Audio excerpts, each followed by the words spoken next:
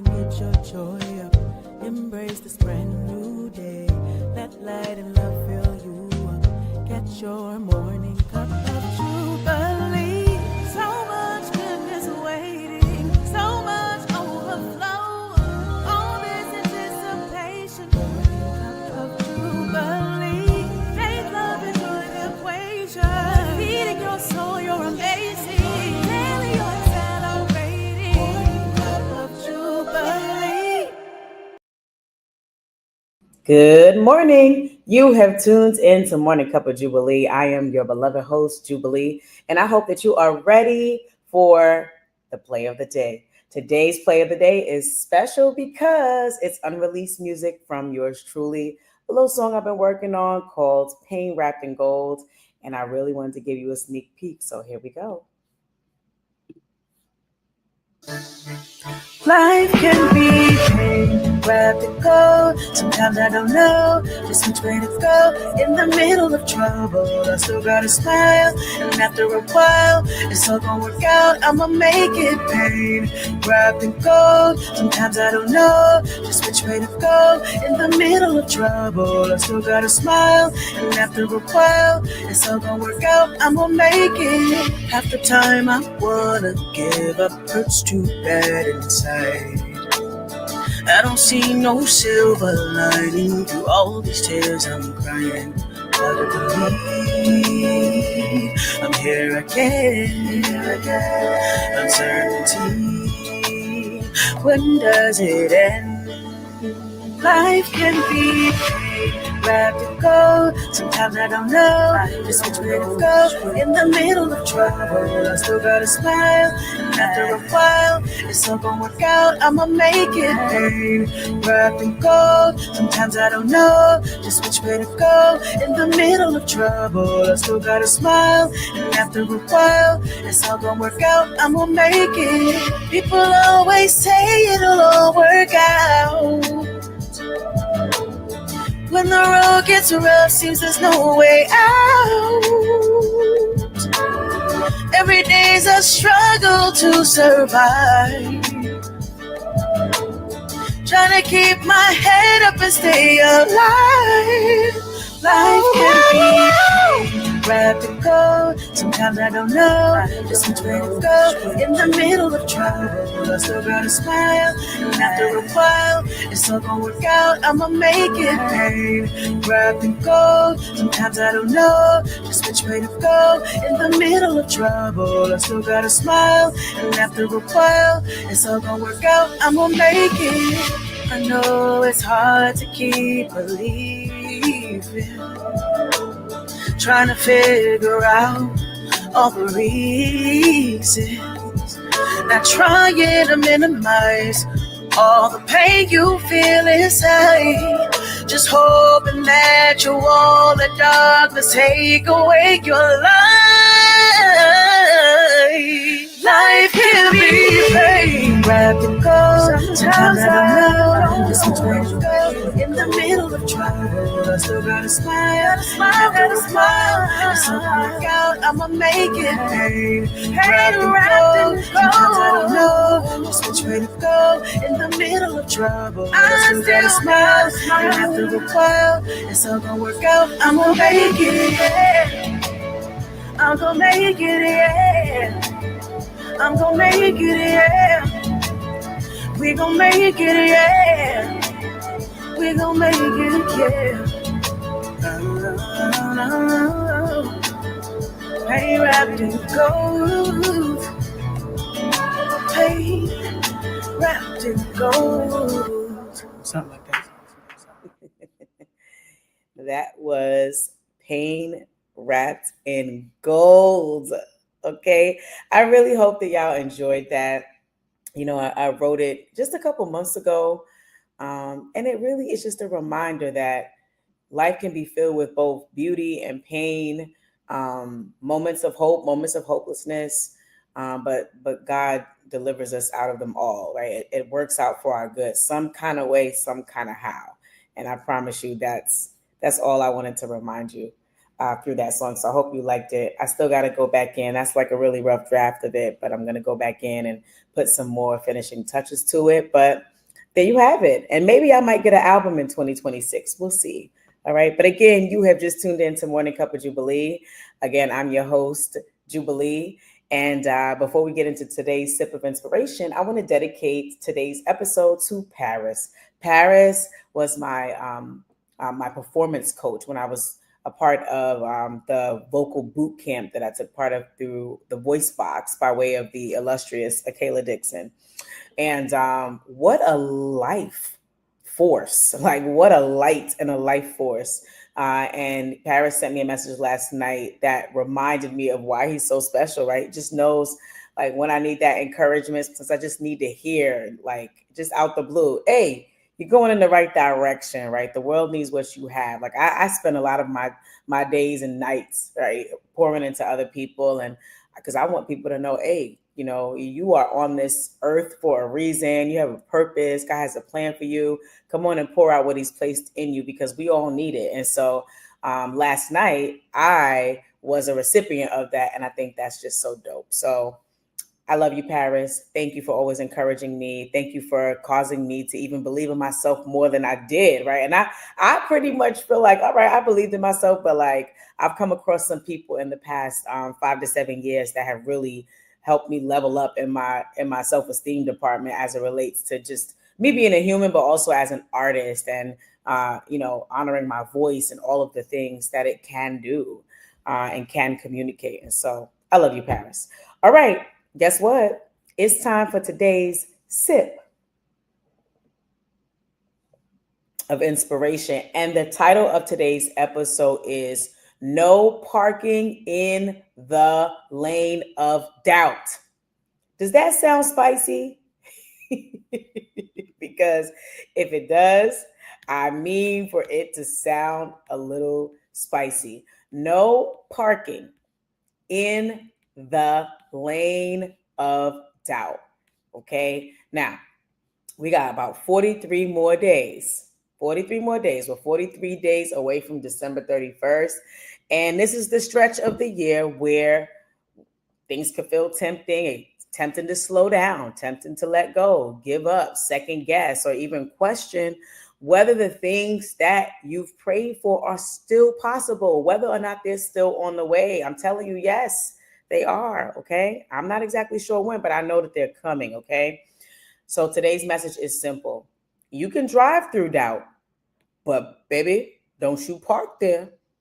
Don't you park your car in doubt on Doubt Boulevard, Doubt Street, Doubt Road. Okay. Because doubt might tap you on your shoulder, as it does to all of us, but it does not get in the driver's seat. Okay. It don't even get to get in the passenger seat. It don't even get to get in the car. How about that? So questions may come, but you don't have to live in a mindset that I'm stuck. You don't have to live in a mindset of stuckness, right? Or stagnancy, right? All of that is a choice. Okay. And so today I want to remind you that we've got 43 days left, and a lot can happen in 43 days. And even if it doesn't, just know that it's still on the way. That's that. Do not park, right? No parking in the lane of doubt, right? So I got 3 tips for how you can keep the right mindset so that you don't park in the lane of doubt, okay? Because God is continuing to call you forward. He's got great things in store for you. Maybe this year was tough for a myriad of reasons, okay? Maybe the last year was tough too, and the year before that, and the year before that, but God is still able. And I don't want you to fumble your faith. I want you to keep your hope real strong, because I'm telling you, you got some special things coming your way. So let's jump into these tips, okay? Number 1, don't allow doubt to be a parking spot. That's basically what I just said, right? You're going to pass through moments of, Lord, can you really do this? Is this going to happen for me? And when things in your life do that, I think you should ask this question back, which is, well, is there anything too hard for God? Right? My family, we have a running story. I think we were in a transaction years ago. I think we were buying a house, selling a house, something like that. And it was a really challenging process for whatever it is. And the attorney that we had at the time was saying, is there anything too hard for God? Right? And it's something that my dad always says, right? Little becomes much in the hands of the Lord. Okay. Like what was impossible yesterday is possible today. So you've got to have your snapbacks, right? When life comes at you, trying to make it seem like what you're asking for, what you're believing for, what you're waiting for is impossible. You got to have your snapbacks to be like, nope, it's possible. It's possible. So have your snapbacks. All right. Doubt coming into your space, right? Having those moments where you feel like your faith is low is normal, but have your snapbacks. All right. So no pulling over, no living in the space of doubt. That's the part that we need to eliminate. Like some things as we grow in our journey should just be eliminated. Right. And I get it. We could put it on a phase out plan, but every time we interact with something we know it's just not good for us, something that's not helping us, we need to eliminate it. Okay. So if we were doubting 10 times a week, then we need to be doubting as time progresses 8 times a week. And then we need to be doubting 6 times a week. Then we need to doubt 4 times a week, then 2 times a week, then no times a week, and then not at all. Okay. So that's my encouragement. Like it just ought to not have space to be able to sit down in your life. Okay. Because when we let doubt come in, negativity come in, those things have a way of trying to take over our environment and become our home, become the place where we live. And no, not so, right? They want to become our home, our energy. They want to zap our creativity. They want to take away our expectation, our hope, right? Our faith. They want to freeze all those things. We can't let doubt come in and do that. We can't let negativity come in and do that, right? So you can question without quitting, right? We all ask questions. God, why now? Why me? Right? And I know some people demonize it and say, oh, that's so terrible. That why would you ask God questions? I think God likes questions. I mean, He's the one that made us curious. So I don't think He's offended when we ask questions. So you can question your situation, what you're going through without quitting. Okay. You can wonder without withdrawing, and the Bible says, as a man thinks in his heart, so is he. So keep your mindset stayed on Jesus. Keep your mindset healthy. Keep your mindset positive, right? And keep your momentum, okay? Your momentum and your mindset need to be aligned with possibilities, with faith, with light, with hope, okay? Because that is where the battle is won, all right? So that's number one. Don't park there. Don't live there. Don't live with doubt. Don't live with negativity. Don't let it move in. Don't move in with it. Don't let it sit in your passenger seat, in your driver's seat. Don't, okay? That's number one. Number two, watch your environment. Now, I know I have said this in a plethora of ways. If you watch any of these episodes, you will hear me talk about your environment. And I'm not just talking about your physical environment. I'm talking about your physical environment, but I'm also talking about your mental environment. Do you know this is a community up here? Between these two is a whole community. There's gardeners in here. There's UPS trucks. There's schools in there. There's prayer groups in there. There's a whole community that lives up here, right? And whatever's living up here, in addition to your physical environment, right, it can either move you forward or it can hold you back.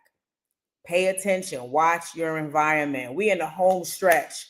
43 more days, okay? And we can make it through. We can continue to believe for what God has for us. We can continue, but we can't do it if we're being drained because of who we're around, where we are, and what we're thinking, what we're believing, what we're meditating on.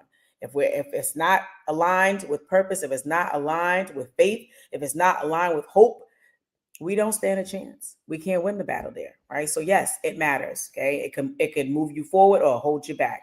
So your environment, it's your engine, okay? Whether it's your family, whether or not you got an online tribe, a sorority, a fraternity, a prayer group, a mastermind group, your church group, your bikers group, whatever kind of tribe you got, they can move you forward or they can hold you back one way or another. Your colleagues, okay? But your prayer circle, whoever, wherever, whenever, you want to be intentional about your environment. It matters. It matters what comes in. It matters what goes out. Okay. This stretch of the year, it calls for voices that build you up.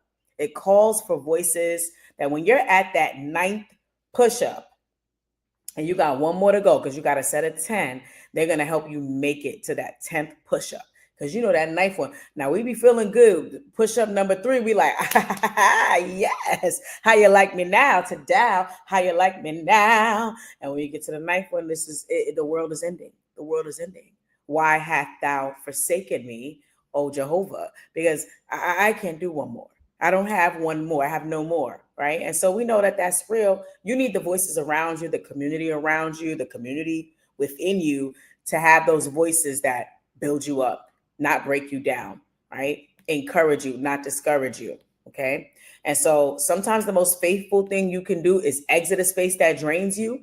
Okay. Maybe you had the energy for all of that from September, from January to September. But now in the rest of this year, maybe you ain't got it no more. And that's okay. Right. Exit spaces that drain you and that don't pour into you. Okay. Healthy community, it keeps you believing. Healthy environments keep you aligned. Okay. And that's just the truth of it. Okay. So that was number 2, right? Pay attention to your community, watch your community. Okay. Number 3, which is my last tip, is look back at your track record. I cannot tell you how important this is. Yo, do you know you have receipts? You have receipts.